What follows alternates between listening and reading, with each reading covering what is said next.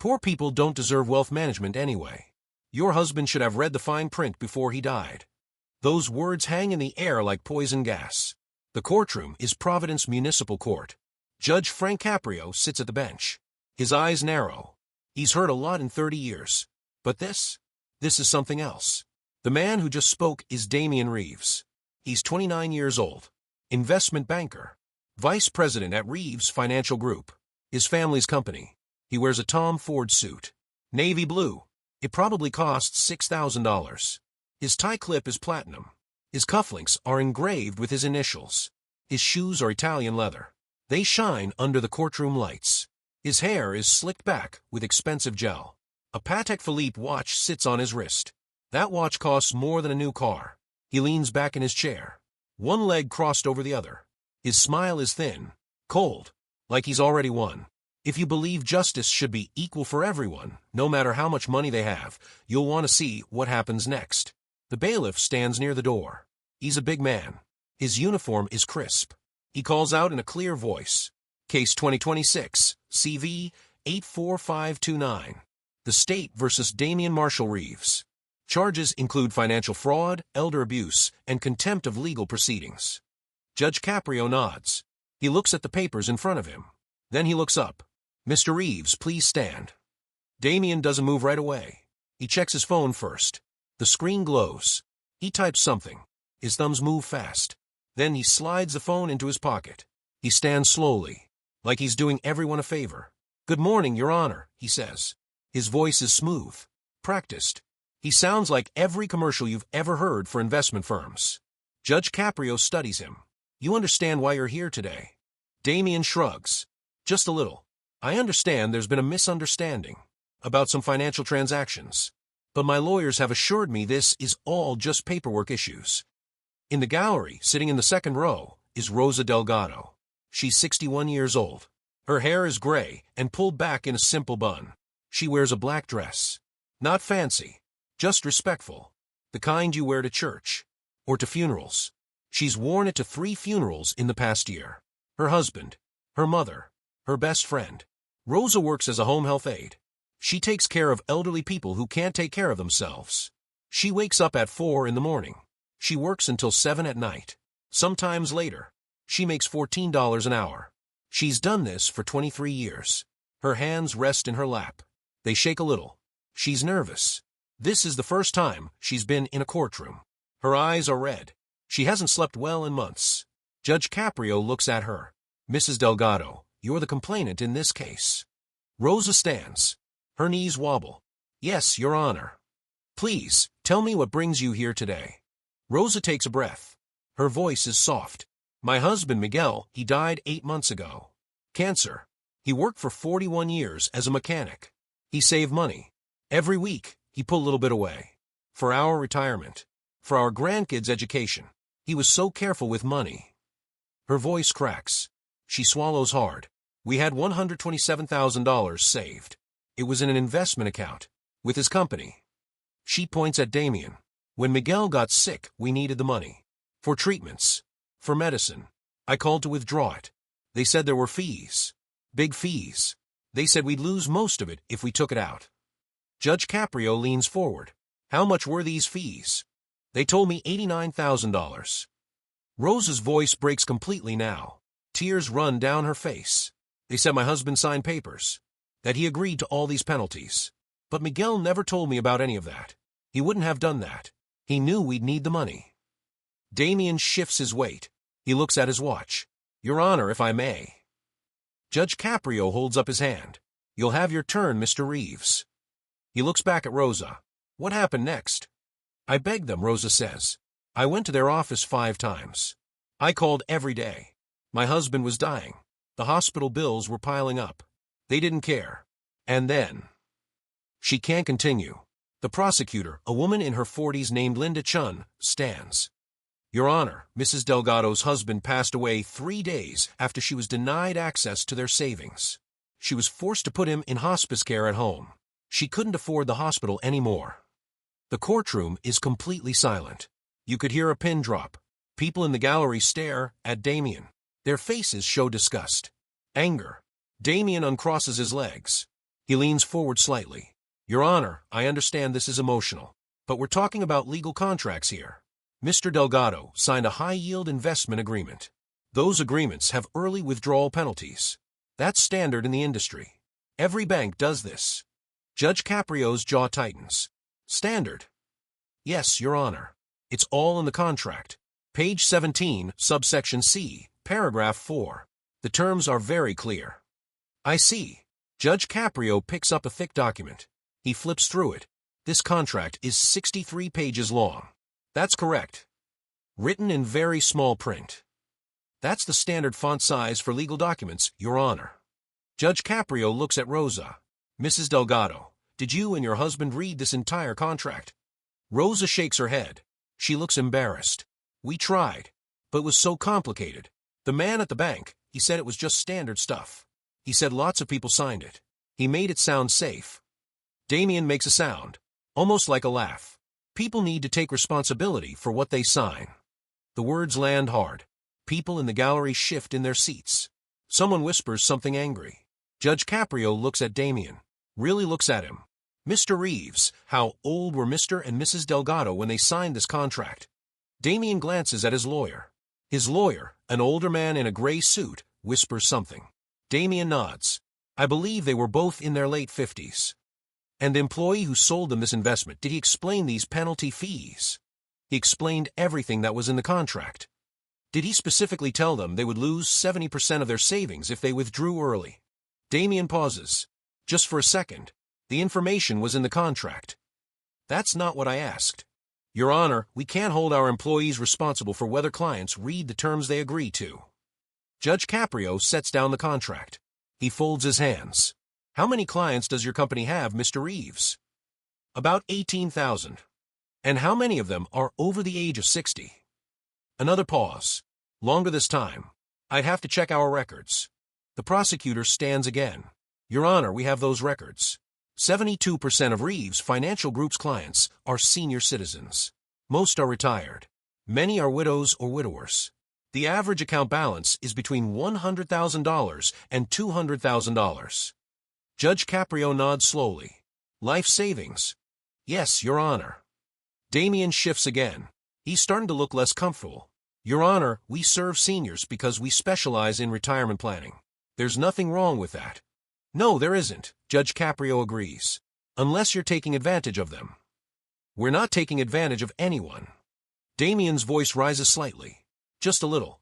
These are legal contracts. Approved by state regulators. We're doing everything by the book. By the book. Judge Caprio repeats the words. Tell me, Mr. Reeves, how much money has your company collected in early withdrawal fees in the past 3 years? Damien looks at his lawyer. The lawyer stands. Your Honor, that information is proprietary. It's not relevant to. I'll decide what's relevant. Judge Caprio's voice is steel.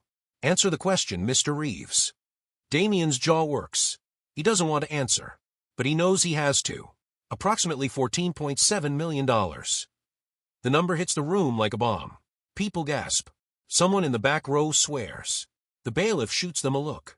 $14.7 million, Judge Caprio says. From fees. Not from successful investments. From people trying to access their own money. It's all legal, Your Honor. Legal. Judge Caprio nods. You keep using that word. Damien stands straighter. Some of his confidence returns. Because it's true. You can't prosecute someone for following the law. We'll see about that. Now Damien smirks.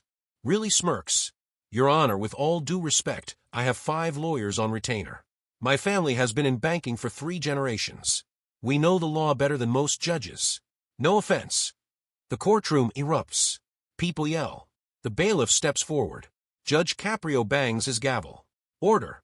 I will have order in this court. The noise dies down, but the anger remains. It hangs in the air, thick and hot. Judge Caprio looks at Damien. His face is calm, but his eyes burn. Mr. Reeves, I suggest you watch your tone. Damien holds up his hands. Fake apologetic. I'm sorry, Your Honor. I'm just trying to be honest.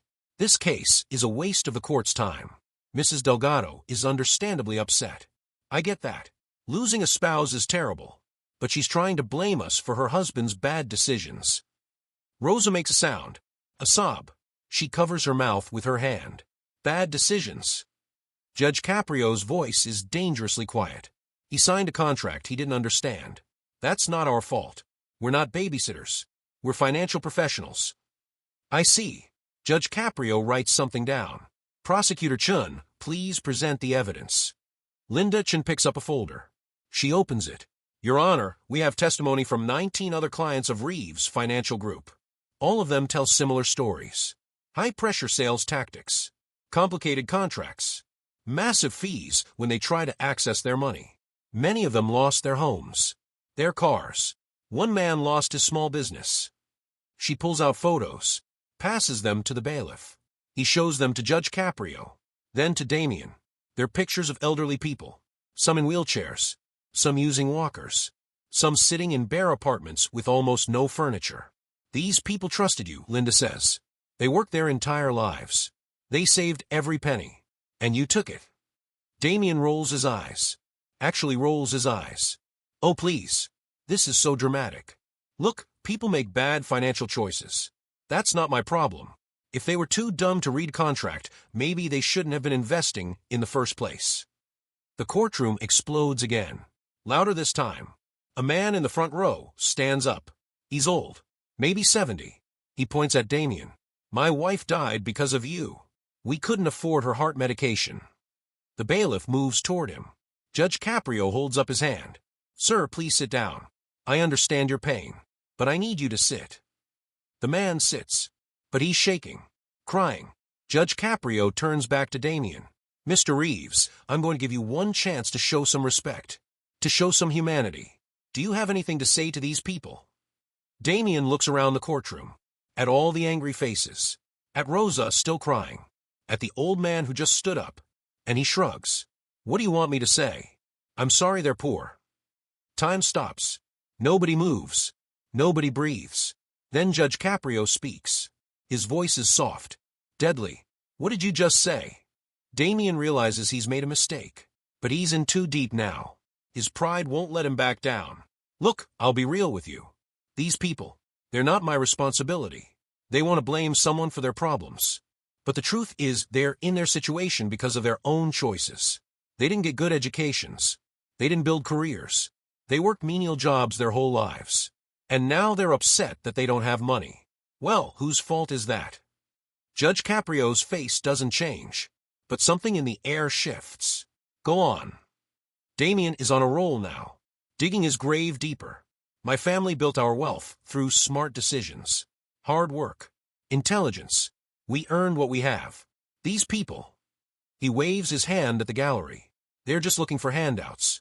They want to blame the successful for their failures. Linda Chun stands. Your Honor, I need to present additional evidence. Please do. Linda pulls out more papers. These are internal emails from Reeves Financial Group. We obtained them through a subpoena. She hands them to the bailiff.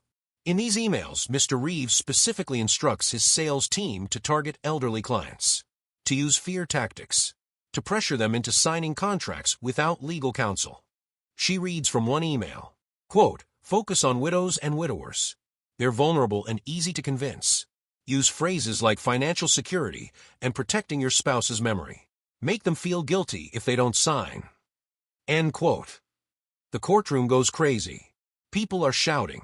Some are crying. The bailiff looks like he wants to punch Damien himself. Judge Caprio bangs the gavel repeatedly. Order. Order. Damien's face has gone red. That email is taken out of context. Really? Linda pulls out another paper. Here's another one. Quote, if clients ask about fees, minimize them. Call them processing costs or administrative charges. Don't use the word penalty. And whatever you do, don't let them take the contract home to review with family. We need signatures today. End quote. That's just sales strategy. It's called fraud, Mr. Reeves. Linda's voice is ice cold. You deliberately deceived vulnerable people. You stole their life savings. And you did it systematically. Intentionally. Damien looks at his lawyer. His lawyer is writing notes furiously. Not looking up. Not helping. Linda continues. We also have recordings. Phone calls between your sales team and clients.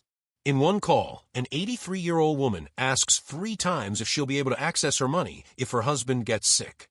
Your employee tells her yes. Absolutely. No problem. That was a lie. She plays the recording. The old woman's voice is frail. Trusting. The salesman sounds friendly. Reassuring. He's lying to her face. When it ends, several people in the gallery are openly weeping. Judge Caprio closes his eyes for a moment. When he opens them, they're hard. Mr. Reeves, do you have anything to say? Damien's hands are fists now. His face is still red. This is a witch hunt. You're all just jealous. Jealous of success. Jealous of wealth. You want to tear down people like me because it makes you feel better about your pathetic lives. The courtroom erupts one more time. But Judge Caprio doesn't try to stop it now. He lets the anger wash over Damien. Lets him feel it. See it. Then he bangs the gavel. Once. The room falls silent immediately. Mr. Reeves, Judge Caprio says, "Do you know why I became a judge?" Damien doesn't answer. "I became a judge because I believe in fairness. I believe that everyone, no matter who they are, deserves equal treatment under the law. Rich or poor, young or old, everyone." He stands up, walks around the bench. This is unusual. Judges don't usually leave the bench. But Judge Caprio does. He walks closer to Damien. "You stand here in your expensive suit, with your expensive watch, and you have the audacity, the absolute nerve, to look down on people who worked harder than you'll ever work in your entire life." Damien opens his mouth. Judge Caprio holds up his hand. Rosa Delgado wakes up at 4 in the morning. She helps elderly people bathe. She helps them eat. She changes their bedpans. She holds their hands when they're scared. She does this for $14 an hour. She's done it for 23 years. Judge Caprio's voice gets stronger, louder. Her husband, Miguel, worked as a mechanic for 41 years. He fixed cars. He came home every night with grease under his fingernails, with oil stains on his clothes. He worked in the heat of summer and the cold of winter. And you know what? He was proud of his work. He provided for his family. He saved money, a little bit at a time, for decades. He points at Damien. "And you? What have you done? You were born rich. You went to expensive schools that your father paid for. You got a job at your family's company. You didn't earn any of it. It was handed to you. And instead of being grateful, instead of using your privilege to help people, you use it to hurt them." Damien's lawyer stands. "Your Honor, this is..." "Sit down." Judge Caprio doesn't even look at him. The lawyer sits. Judge Caprio walks back to the bench. "Do you know what Miguel Delgado's last words were, Mr. Reeves?" Silence. His last words were, "I'm sorry." He looked at his wife, the woman he'd loved for 40 years, and he said, "I'm sorry I failed you." Because he thought it was his fault. He thought he'd made a mistake. He died thinking he'd let his family down. Rosa is sobbing now. Loud, broken sobs. But he didn't fail anyone. Judge Caprio continues. "You failed him. You and your company, with your legal contracts and your fine print and your greed. You took a good man's life savings. You took his dignity. You took his peace of mind in his final days." He leans forward. "And then you come into my courtroom and call these people dumb? Call them poor?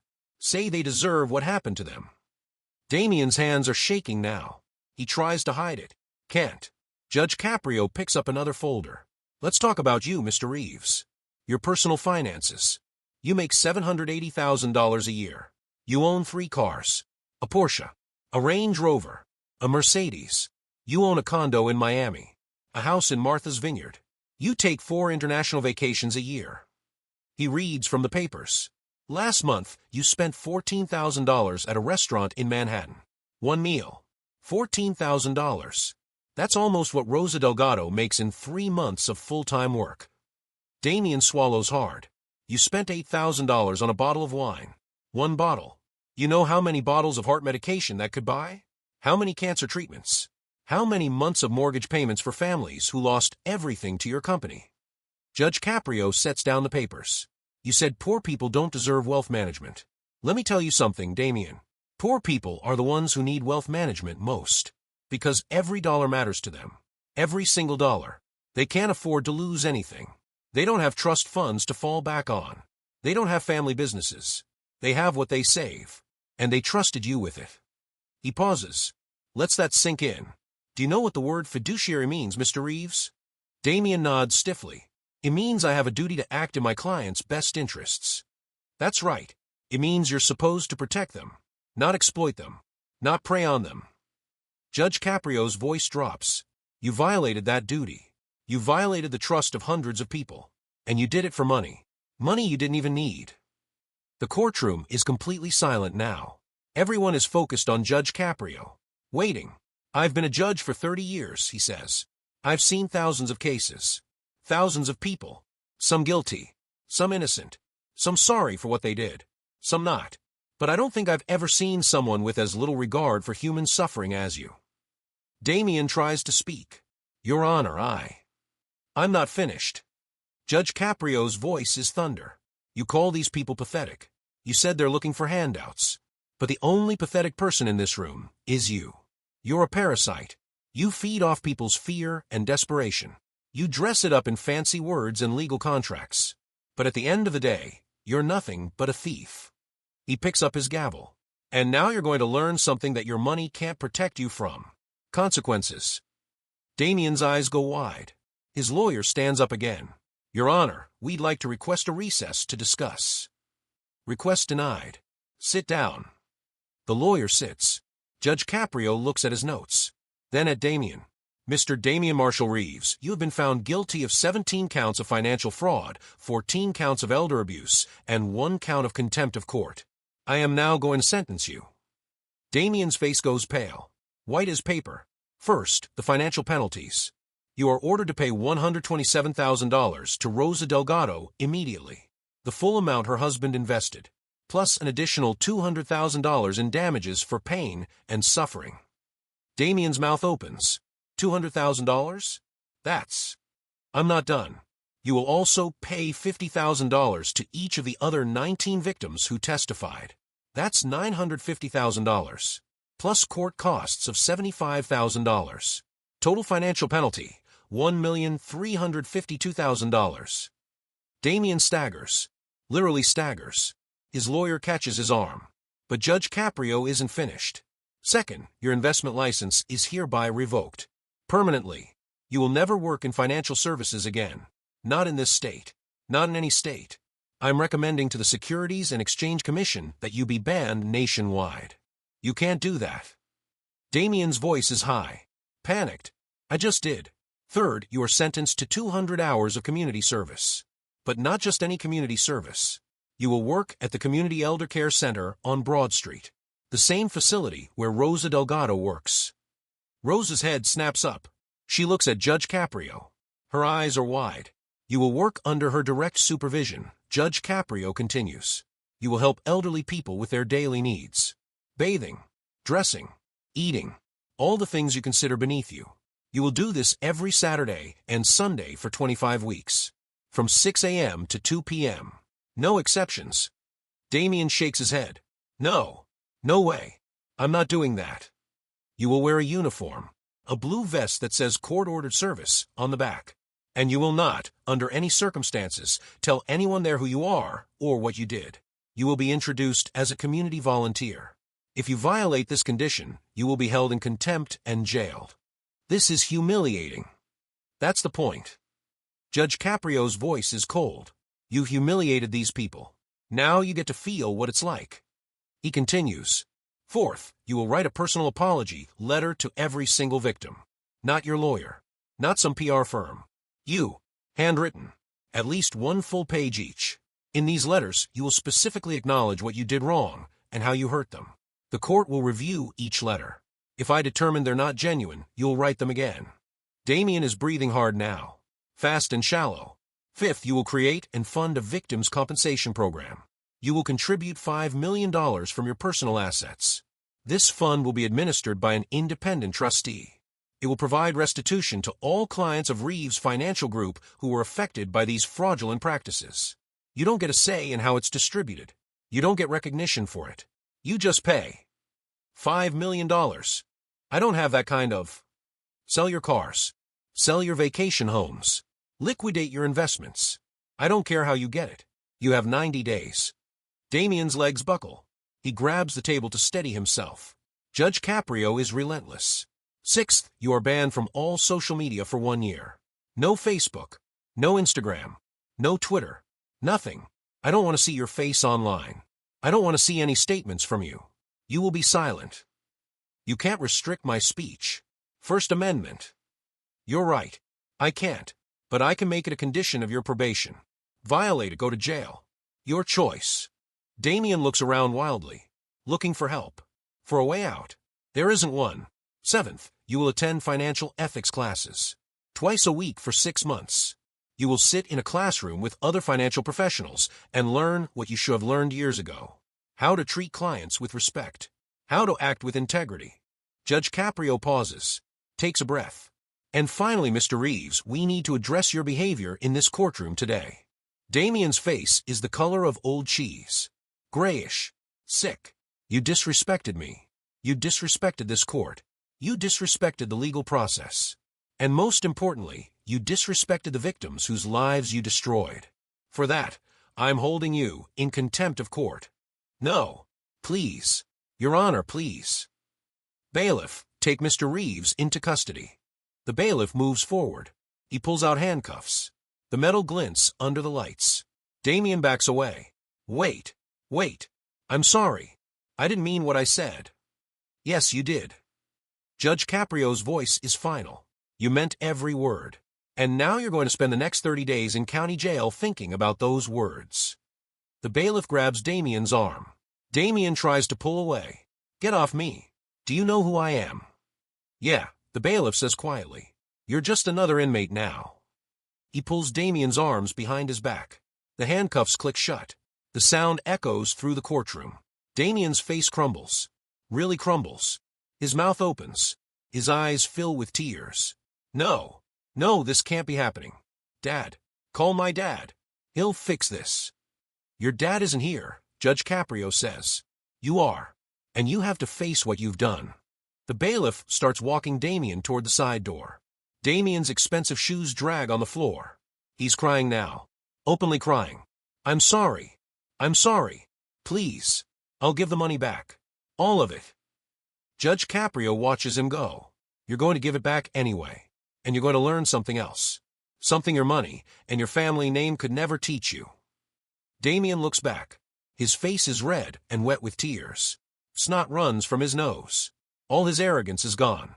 Stripped away. You're going to learn humility. The bailiff takes him through the door. It closes with a heavy thud. The sound of a cell door closing. The courtroom is silent for a long moment. Then, slowly, people start to react. Some are crying. Some are nodding. Some are clapping. Quiet at first. Then louder. Judge Caprio bangs his gavel gently. Order, please.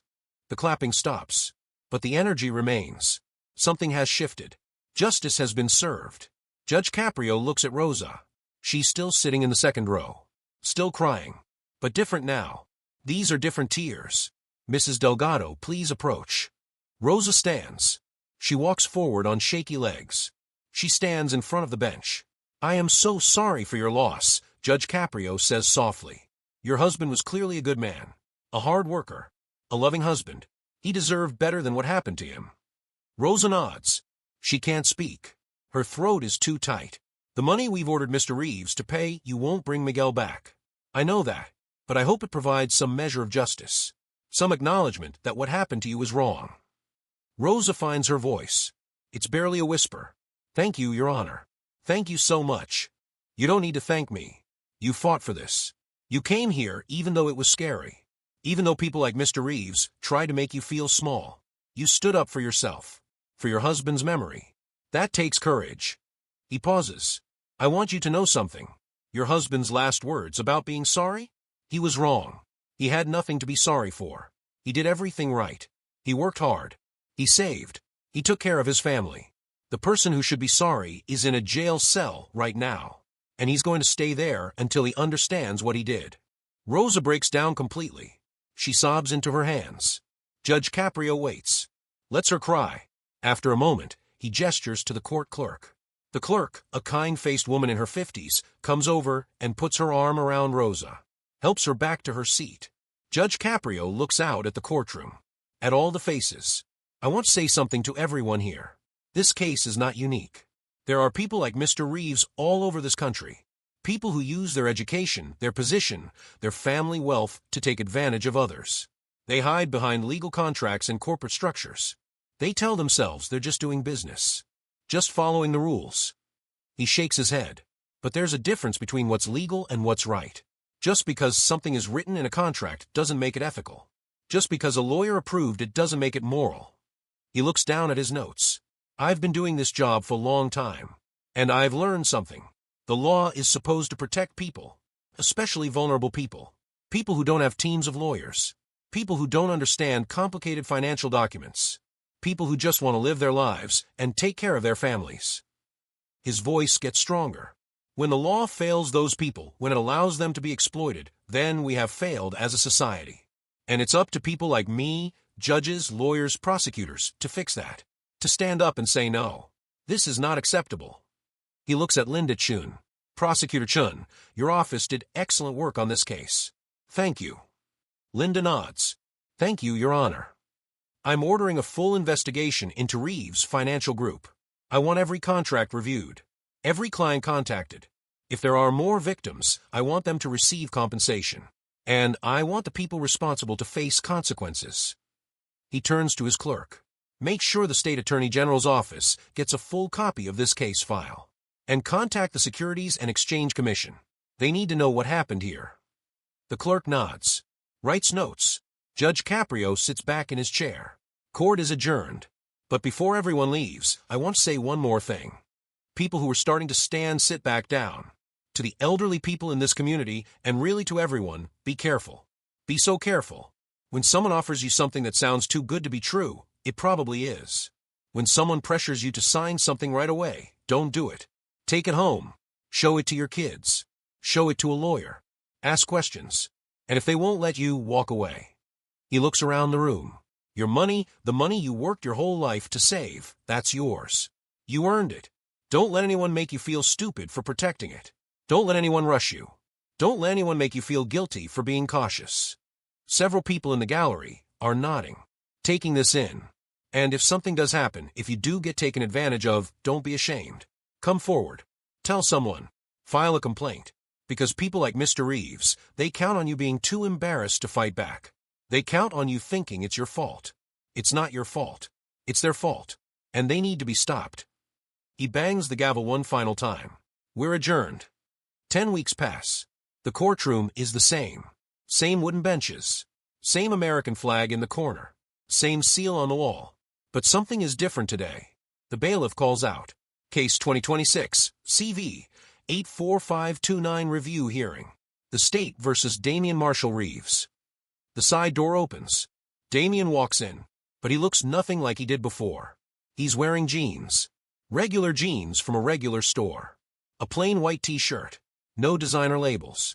No expensive watch. No jewelry at all. His hair isn't slicked back anymore. It's just normal. Clean but normal. His face is different too. Thinner. He's lost weight. His eyes have dark circles under them. But more than that, there's something in his expression that wasn't there before. Something that might be humility. Might be shame. Might be understanding. He carries a folder. Thick with papers. He walks to the front of the courtroom. His lawyer is there, but Damien doesn't look at him. He looks at Judge Caprio. Mr. Reeves, Judge Caprio says, you're here for your review hearing. How have the past 10 weeks been? Damien takes a breath. Hard, Your Honor. Really hard. Tell me about it. Well, I spent 30 days in jail. That was...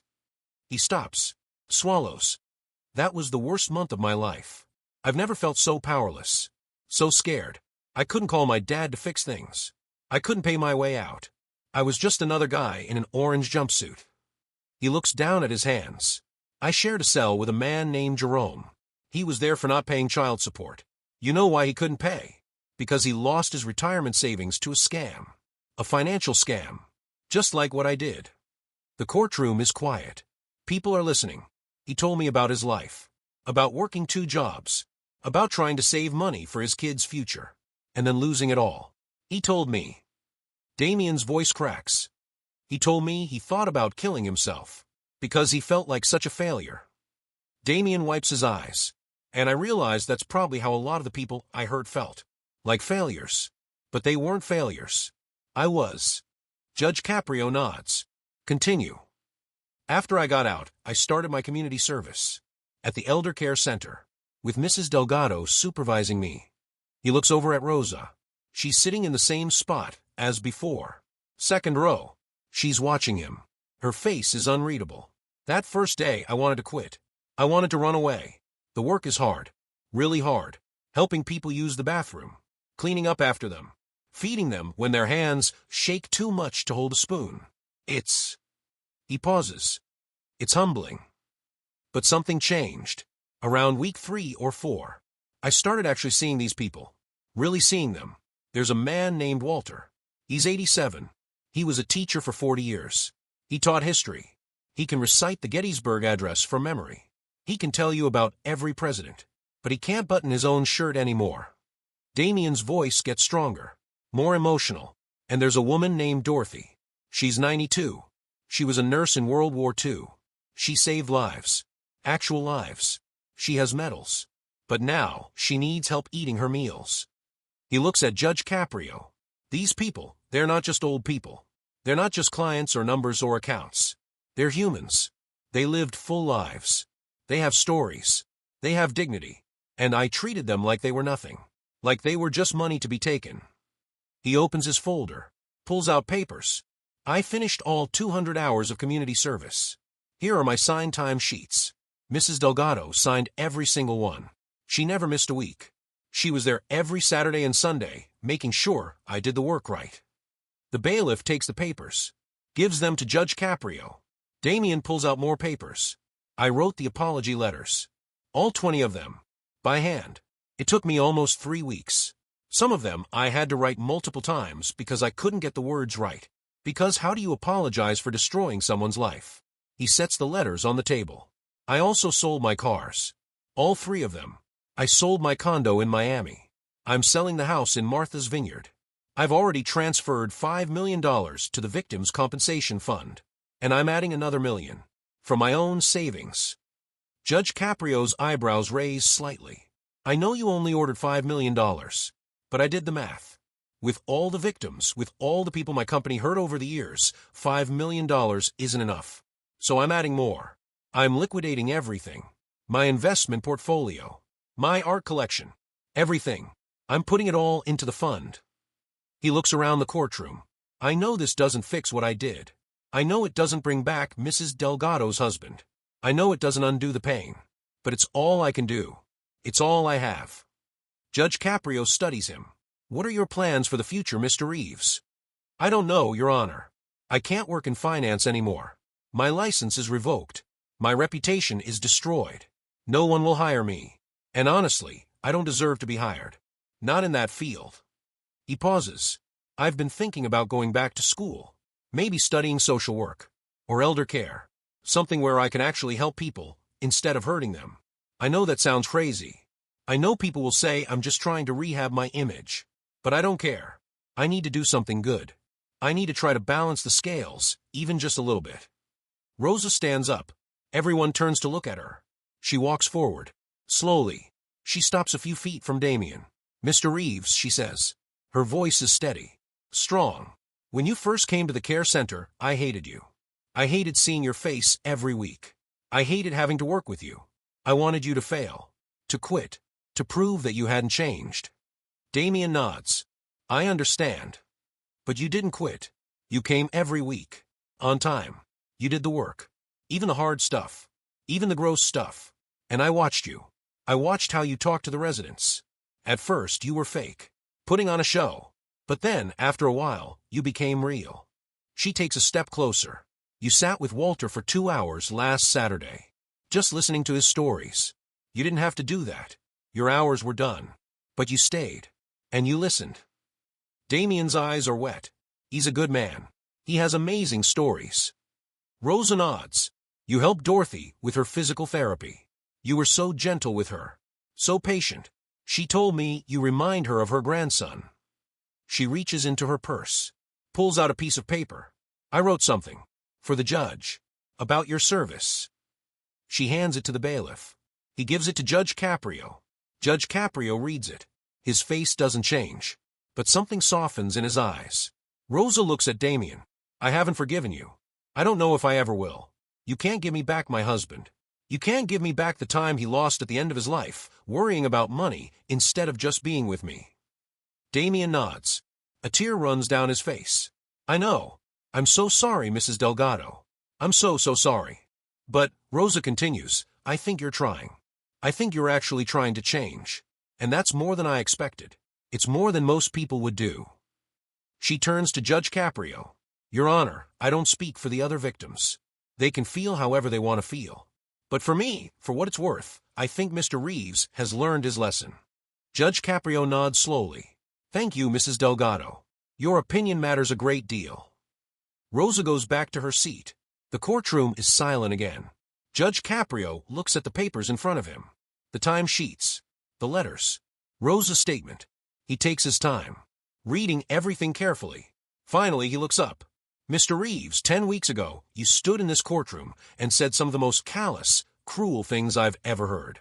You called vulnerable people dumb. You said they deserved what happened to them. You showed no empathy, no remorse, no understanding of the pain you caused. Damien nods. I remember.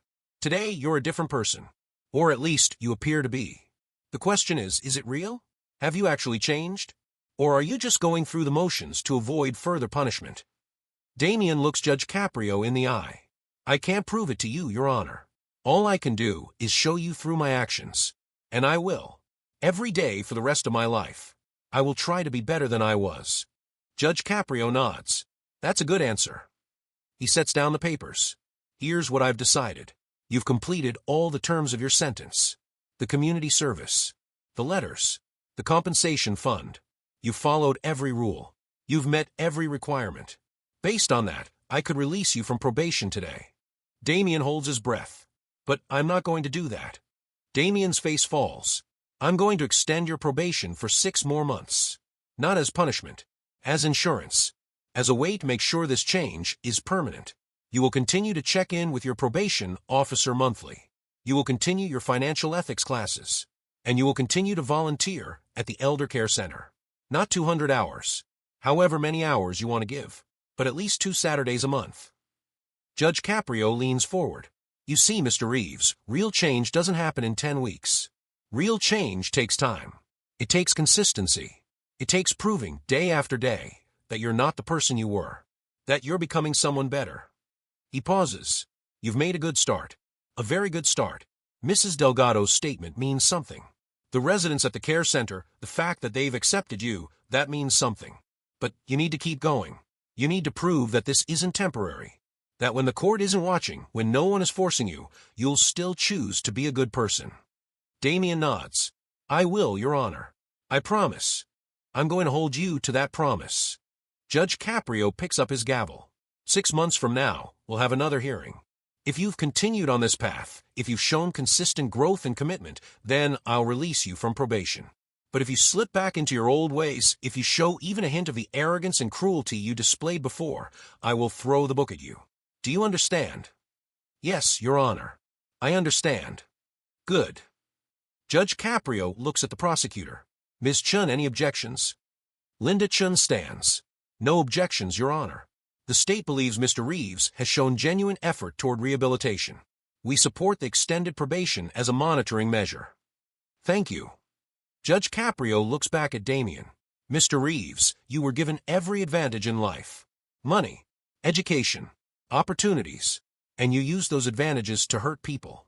That's the greatest tragedy here. You could have done so much good.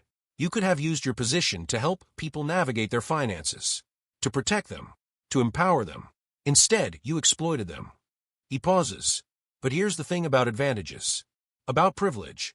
It's not where you start that defines you. It's what you do with what you have.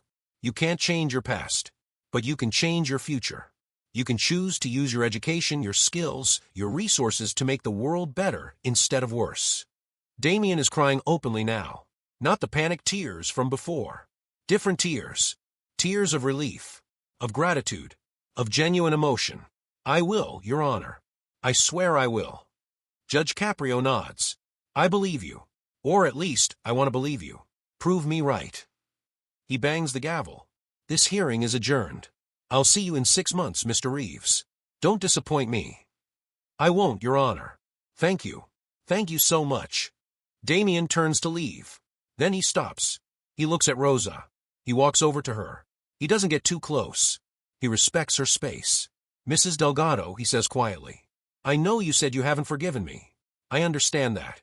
I don't deserve your forgiveness. But I want you to know that I'm going to spend the rest of my life trying to earn it. Not from you. From myself. From the universe. From everyone I hurt. Rosa looks at him. Her eyes are still sad. But there's something else there too. Maybe the tiniest bit of hope. Then you better get started, she says. Damien nods. Yes, ma'am. He leaves the courtroom. No handcuffs this time. No bailiff dragging him away. Just a man walking out on his own, carrying the weight of what he's done and the hope of who he might become. 6 months pass. The case of Damien Reeves becomes famous. Videos of the original hearing go viral. Millions of views. National news coverage. Debates on talk shows about privilege and punishment and justice. The Providence Elder Care Center receives hundreds of donations. People from all over the country send money. Send letters of support. Some people even volunteer. Inspired by the story, Reeves' financial group collapses. The investigation reveals widespread fraud. The company is shut down. Multiple executives are arrested. Licenses are revoked. The building is sold to pay victims. But something else happens too. Something good. 15 other states launch investigations into similar financial firms. New laws are passed. Stronger protections for elderly investors. Clearer contracts. Mandatory waiting periods before signing. Hotlines for reporting abuse. The Victims' Compensation Fund grows. With Damien's money and donations from the public, it reaches $12 million.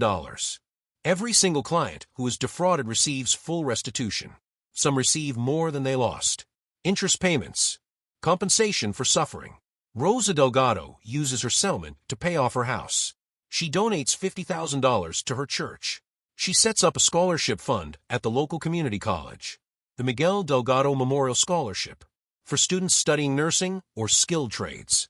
For people who want to help others. She doesn't quit her job. She still works at the Elder Care Center. Still wakes up at 4 a.m. Still takes care of people. Because that's who she is. That's what she does. And now she has the peace of mind that Miguel would have wanted her to have. Financial security. Justice. Recognition that what happened to them was wrong. Damien Reeves finishes his probation. He volunteers at the Elder Care Center 3 days a week. He enrolls in community college. Studies gerontology. That means the study of aging. He wants to understand how to help elderly people better. He moves into a small apartment. 1 bedroom. Modest. He sells everything he doesn't need. He lives simply. He takes the bus. He cooks his own meals. He learns what it's like to budget, to worry about bills, to make choices between wants and needs. He starts a blog. Not about himself. About the residents at the care center. Their stories. Their wisdom.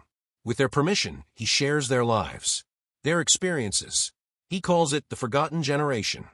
It gets thousands of followers. Publishers reach out. He writes a book. All the proceeds go to elder care charities. He and Rosa develop a strange relationship. Not quite friendship. Not quite forgiveness. But mutual respect. She sees him trying. Really trying. And he learns from her. Her strength. Her grace. Her ability to keep going even after losing everything. 1 year after the original hearing, the Providence court system implements a new program. The Senior Protection Initiative. It provides free legal review of financial contracts for anyone over 60. It offers counseling, advocacy, support. The program is funded by settlements from the Reeves case and others like it. Judge Caprio continues to preside over cases. He becomes more famous.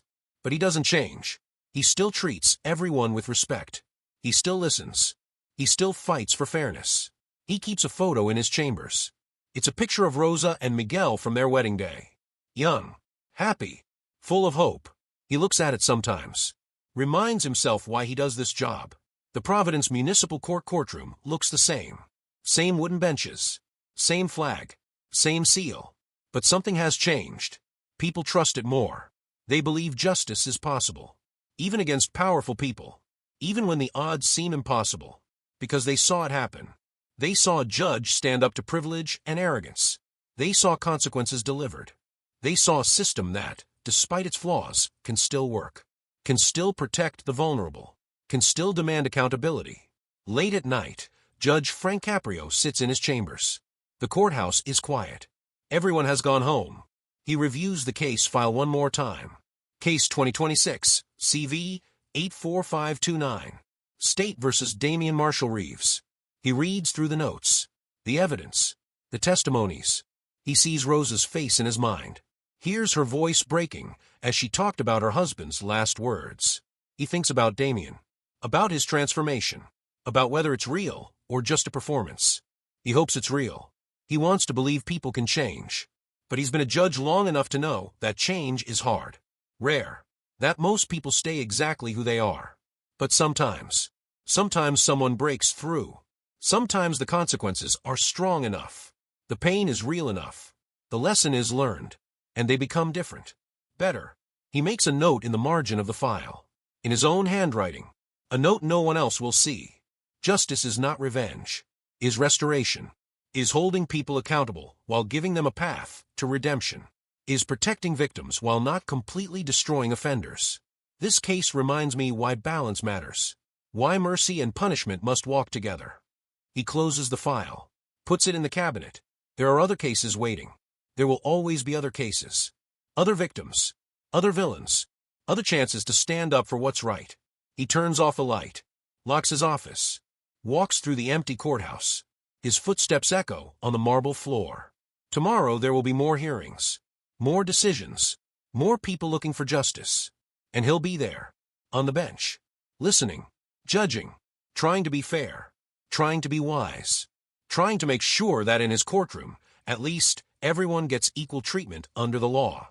This case teaches us something important, something we all need to remember.